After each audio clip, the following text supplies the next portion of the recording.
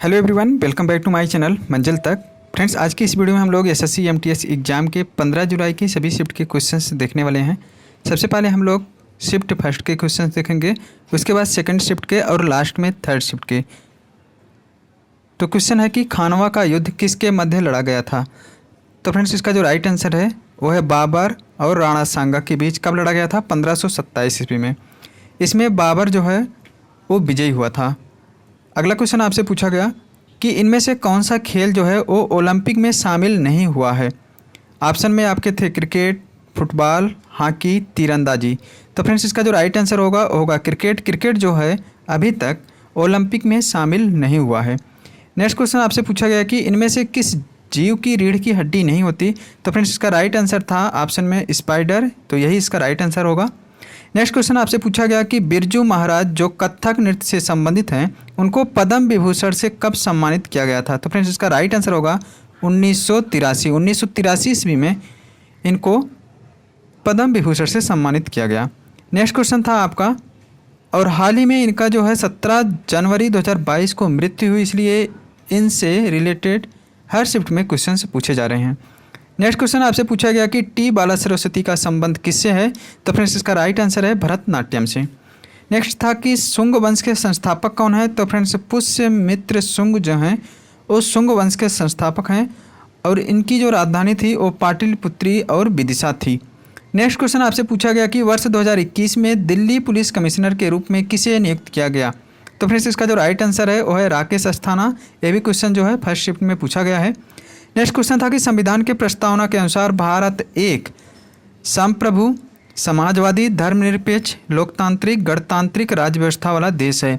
तो इन सभी में से जो भी आपके ऑप्शन में रहा होगा वो आपका राइट आंसर होगा। संविधान की प्रस्तावना के अनुसार भारत एक संप्रभु है या फिर समाजवादी, धर्मनिरपेक्ष, लोकतांत्रिक, गणतांत्रिक राज्य व्यवस्था वाला देश है। नेक्स्ट क्वेश्चन आपसे पूछा गया कि भारत के पड़ोसी देशों में किस देश की जनसंख्या घनत्व सबसे अधिक है। किस देश की जनसंख्या घनत्व सबसे अधिक है। ध्यान दीजिएगा, यहाँ पे जनसंख्या घनत्व पूछा गया है। अगर आपसे पूछा जाए किस देश की जनसंख्या सबसे अधिक है तो उसका राइट आंसर आप बोलते कि चीन, बट यहाँ पे जनसंख्या घनत्व पूछा गया तो फ्रेंड्स इसका राइट आंसर है बांग्लादेश। बांग्लादेश का जो जनसंख्या घनत्व है वो है 1116 व्यक्ति प्रति वर्ग किलोमीटर। अगला क्वेश्चन था कि the bandit queen of India किसकी ऑटोबायोग्राफी है। तो फ्रेंड्स, ये फूलन देवी की ऑटोबायोग्राफी है, the bandit queen of India. अगला क्वेश्चन था कि पत्थरों और चट्टानों पर उगने वाले पौधों को क्या कहते हैं। तो फ्रेंड्स, इसको लिथोफाइट्स के नाम से जाना जाता है। जो पौधे पत्थरों और चट्टानों पर उगते हैं उनको लिथोफाइट्स बोलते हैं। नेक्स्ट है कि महात्मा गांधी द्वारा असहयोग आंदोलन कब शुरू किया गया। तो फ्रेंड्स, 1920 ईस्वी में महात्मा गांधी के द्वारा असहयोग आंदोलन शुरू किया गया। अगला क्वेश्चन आपसे पूछा गया कि सलहेश त्यौहार कहाँ मनाया जाता है। तो फ्रेंड्स, सलहेश त्यौहार जो है वो बिहार के मिथिला क्षेत्र में मनाया जाता है। बिहार के मिथिला क्षेत्र में सलहेश त्यौहार मनाया जाता है। आपसे पूछा जा सकता है कि सरहुल त्यौहार कहाँ मनाया जाता है। तो फ्रेंड्स, सरहुल नामक त्यौहार जो है वो झारखंड राज्य में मनाया जाता है। अगला क्वेश्चन आपसे पूछा गया कि देश की कार्यकारी शक्ति राष्ट्रपति में निहित है। भारतीय संविधान के किस अनुच्छेद के अंतर्गत आता है। देश की कार्यकारी शक्ति जो है वो राष्ट्रपति में निहित है। एक किस अनुच्छेद में कहा गया है। तो फ्रेंड्स, ये अनुच्छेद 53 में कहा गया है। नेक्स्ट क्वेश्चन था कि टी कृष्णा स्वामी किस वाद्य यंत्र से जुड़े हुए हैं। तो फ्रेंड्स, ये जो है वायलिन से जुड़े हुए हैं। अगला क्वेश्चन आपसे ऑस्ट्रेलियन ओपन से पूछा गया कि ऑस्ट्रेलियन ओपन 2022 के विजेता कौन हैं। तो फ्रेंड्स, पुरुष वर्ग में राफेल नडाल जो कि स्पेन से हैं, ये ऑस्ट्रेलियन ओपन 2022 में विजेता हैं। उप विजेता जो हैं वो डेनियल मेदवेदेव जी हैं जो कि रूस से हैं। अगर हम महिला की बात करें तो फ्रेंड्स, महिला ऑस्ट्रेलियन ओपन जो विजेता हैं वो इसले बार्टी जी हैं जो कि ऑस्ट्रेलिया से हैं, और उप विजेता जो हैं वो डेनियल कॉलिंस हैं अमेरिका से। अगला क्वेश्चन आपसे पूछा गया नवीनतम जनगणना किस वर्ष हुई थी। ऑप्शन में आपके 2021 भी था, क्योंकि प्रत्येक 10 साल बाद आपकी जनगणना होती थी। तो 2011 में जनगणना हुई थी, उसके 10 साल बाद 2021 में जनगणना होनी थी, लेकिन लॉकडाउन के चलते कोरोना की वजह से जो जनगणना है वो पूरी नहीं हो पाई। तो इसका राइट आंसर होगा नवीनतम जनगणना किस वर्ष हुई। तो इसका राइट आंसर होगा 2011 में। इसके बाद से अभी तक जनगणना हुई नहीं है। 2021 में होनी थी बट लॉकडाउन की वजह से नहीं हो पाई। अब हम 2011 की जनगणना से रिलेटेड कुछ इंपॉर्टेंट तथ्य देख लेते हैं, क्योंकि यहाँ से हर शिफ्ट में क्वेश्चन पूछे जा रहे हैं। मोट्टो ऑफ सेंसस 2011 क्या है? Our census our future. Highest population UT कौन सा है? दिल्ली। लोवेस्ट पॉपुलेशन यूटी जो है वो लक्षद्वीप है। हाईएस्ट पॉपुलेशन स्टेट कौन सा है? उत्तर प्रदेश का। लोवेस्ट पॉपुलेशन स्टेट किसका है? सिक्किम का। हाईएस्ट अर्बन पॉपुलेशन महाराष्ट्र का। Average sex ratio in India कितना है? 943 943। नेक्स्ट है आपका highest lowest sex ratio in state. तो फ्रेंड्स राज्य में जो हाईएस्ट सेक्स रेशियो है वो केरल का है और जो लोवेस्ट सेक्स रेशियो है वो हरियाणा का है। अगर हम बात करें यूटी में, तो यूटी में जो हाईएस्ट सेक्स रेशियो है वो पुदुचेरी का है और लोवेस्ट सेक्स रेशियो जो है वो दमन दीव का है। टोटल पर्सन लिटरेसी रेट कितना है भारत का? 74%। मेल्स लिटरेसी रेट जो है साक्षरता दर पुरुष का है 82.14%। फीमेल्स का जो साक्षरता दर है वो 65.46% है। Highest literacy rate in state कौन सा है friends? Kerala. Lowest literacy rate in state कौन सा है? बिहार। केरल, ध्यान दीजिएगा, highest literacy rate in state में केरल जो है वो पहले पे है, दूसरे पे मिजोरम है और तीसरे पे त्रिपुरा है। इस तरह से भी क्वेश्चन आपके शिफ्ट में पूछे जा रहे हैं कि सेकेंड हाईएस्ट लिटरेसी रेट वाला स्टेट कौन सा है? तो होगा आपका मिजोरम। थर्ड है त्रिपुरा। देखते हैं नेक्स्ट क्वेश्चन। नेक्स्ट क्वेश्चन आपका जीएसटी से था। जीएसटी को किस संविधान संशोधन के द्वारा संविधान में जोड़ा गया? तो फ्रेंड्स इसका राइट आंसर होगा 101 कॉन्स्टिट्यूशन अमेंडमेंट। 101वां संविधान संशोधन के द्वारा जीएसटी को संविधान में जोड़ा गया और ये अनुच्छेद 279A में है। जीएसटी के बारे में अनुच्छेद 279A में बताया गया है। जीएसटी जो है अपने देश भारत में 1 जुलाई 2017 से लागू है। नेक्स्ट क्वेश्चन है कि अलका रक्खा का संबंध किस वाद्य यंत्र से है? तो फ्रेंड्स अल्लाह रक्खा का जो संबंध है वो तबला वाद्य यंत्र से है। नेक्स्ट क्वेश्चन था कि प्रोजेक्ट आरोहण किस राज्य सरकार ने शुरू किया? तो फ्रेंड्स ये असम राज्य सरकार द्वारा शुरू किया गया। अगला क्वेश्चन आपसे पूछा गया कि निम्नलिखित में से विधान परिषद वाला राज्य कौन सा है? तो ध्यान दीजिएगा फ्रेंड्स, विधान परिषद जो है वो एक विधानमंडल का अंग होता है। आंध्र प्रदेश, बिहार, कर्नाटक, महाराष्ट्र, तेलंगाना और उत्तर प्रदेश, इन 6 राज्यों में जो है विधान परिषद है। इन 6 राज्यों में से जो भी आपके ऑप्शन में रहा होगा वो विधान परिषद वाला राज्य होगा। अगला क्वेश्चन आपसे पूछा गया कि लोथल बंदरगाह किस राज्य में है? तो फ्रेंड्स लोथल जो बंदरगाह है वो गुजरात राज्य में है। इसका राइट आंसर होगा गुजरात राज्य। इसके आगे हम लोग सेकंड शिफ्ट के क्वेश्चन देखेंगे। सेकंड शिफ्ट में पूछा गया कि ताजमहल का निर्माण कब हुआ? तो फ्रेंड्स 1632 ईस्वी में ताजमहल का निर्माण किया गया। किसके द्वारा? शाहजहाँ के द्वारा, अपनी बीवी मुमताज महल की याद में। नेक्स्ट क्वेश्चन आपसे पूछा गया कि उत्तर प्रदेश में डेयरी फार्म हाउस का उद्घाटन किसने किया? तो फ्रेंड्स उद्यान एवं कृषि विपणन मंत्री दिनेश प्रताप सिंह ने उत्तर प्रदेश में डेयरी फार्म हाउस का उद्घाटन किया। इसका राइट आंसर होगा दिनेश प्रताप सिंह। नेक्स्ट क्वेश्चन है कि 2011 क्रिकेट वर्ल्ड कप में भारत ने किसे हराकर फाइनल मैच जीता था? तो फ्रेंड्स श्रीलंका को हराकर भारत ने 2011 में क्रिकेट वर्ल्ड कप 28 साल बाद जीता था। नेक्स्ट देखते हैं नेक्स्ट क्वेश्चन। और उस टाइम कप्तान थे महेंद्र सिंह धोनी। अगला क्वेश्चन है कि केंद्र शासित प्रदेशों का कार्यकाल कौन संभालता है? तो फ्रेंड्स भारत के राष्ट्रपति जो होते हैं वो हर केंद्र शासित प्रदेशों का कार्यकाल संभालते हैं। भारत का राष्ट्रपति हर केंद्र शासित प्रदेशों में एक सरकारी प्रशासक या उपराज्यपाल नियुक्त करता है, अर्थात केंद्र शासित प्रदेशों का जो शासन है वो राष्ट्रपति के द्वारा चलाया जाता है। नेक्स्ट क्वेश्चन था कि भारत के उत्तर पश्चिम में कौन सा पड़ोसी देश है? तो फ्रेंड्स भारत के उत्तर पश्चिम में जो है यहाँ पे पहले पाकिस्तान है, उसके बाद आपका अफ़गानिस्तान है। तो अफ़गानिस्तान उत्तर पश्चिम में है। इसका राइट आंसर होगा भारत के उत्तर पश्चिम में अफ़गानिस्तान राज्य है। नेक्स्ट देखते हैं। नेक्स्ट क्वेश्चन है कि ट्रेन टू पाकिस्तान या पाकिस्तान मेल जो है वो किसकी पुस्तक है? तो फ्रेंड्स खुशवंत सिंह की पुस्तक है। एक क्वेश्चन पीछे के भी शिफ्ट में पूछा गया है, तो क्वेश्चंस जो है वो रिपीट हो रहे हैं, तो आप सभी को प्रत्येक शिफ्ट के एनालिसिस को देखना चाहिए, क्योंकि हर शिफ्ट में 3 से 4 क्वेश्चन जो है रिपीटेड क्वेश्चंस आ रहे हैं। किस राज्य में सबसे अधिक साक्षरता दर है? यह भी क्वेश्चन पूछा जा चुका है, तो इसका राइट आंसर है केरल।